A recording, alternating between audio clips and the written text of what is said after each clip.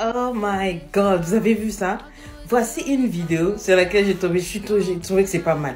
Elles se maquillent, elles se mettent sur leur 31 pour aller signer les papiers de divorce. Vous savez ce qui me plaît le plus dans cette vidéo-là? C'est quand elles entrent dans la pièce et que leur futur ex-mari les voit arriver. Pleine d'assurance, pleine de confiance. J'ai dit belle comme jamais. Comme ça, c'est sûr que mariés depuis longtemps, ils n'ont pas vu ces femmes-là en forme, en santé comme ça. Et puis les voilà, elles débarquent, bien habillées sur leurs hauts talons, maquillées, coiffées. Elles se sont relookées. Et puis quand elles rentrent, je vois la bouche des deux hommes-là. Ah, c'est-à-dire, mais c'est pas vrai. Mon Dieu, que je suis belle. Donc c'est de ça dont je divorce. Et mais c'est ça que je suis en train de vous dire. Chaque jour, je vous dis, les filles, quel que soit l'âge, quelle que soit la situation, shape up, prenez soin de vous.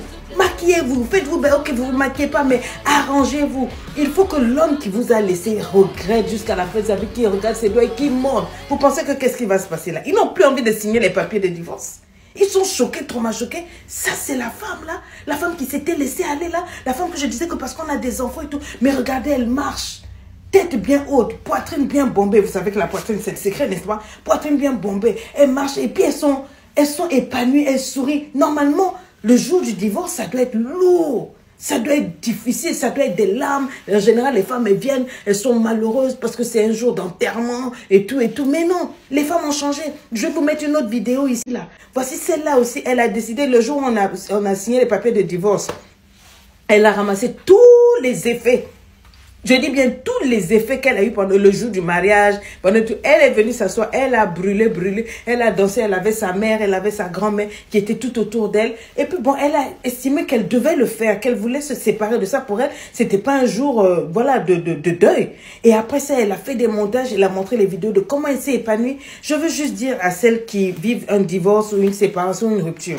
Je sais que beaucoup d'hommes vont encore mal comprendre ma vidéo, mais je suis habituée. Je veux vous dire que ce n'est pas la fin d'une vie, c'est le début de votre vie. Ce n'est pas la fin d'une vie. Un divorce, c'est le début d'une nouvelle ère. C'est le début d'une nouvelle vie de femme épanouie. Pas de femmes qui vont être, non, mais de femmes riches en leçons, de femmes riches en expérience et de femmes riches en bonheur. Vous avez beaucoup d'amour à donner, vous avez du temps à rattraper. Rattrapez-le en faisant des grandes choses pour vous-même. Occupez-vous de vous-même, amusez-vous. Croquer la vie, quoi. C'est pas la fin. Il faut que les hommes qui vous ont laissé là, ça c'est disent, ah, je regrette parce que regarde, elle est encore plus heureuse depuis que je l'ai quittée, depuis que je l'ai laissée. Je suis allée prendre la chisa là, mais ce que la chisa là me montre, ah, mieux valait ma femme. C'est à ce niveau-là qu'il faut arriver. Mais si tu es là, il t'a laissé, puis tu es là en train de pleurer ta life, il m'a laissé, il m'a quitté, qui va te pleurer? Qui va regretter? Ah, arrange-moi ça, c'est Dédi qui a parlé.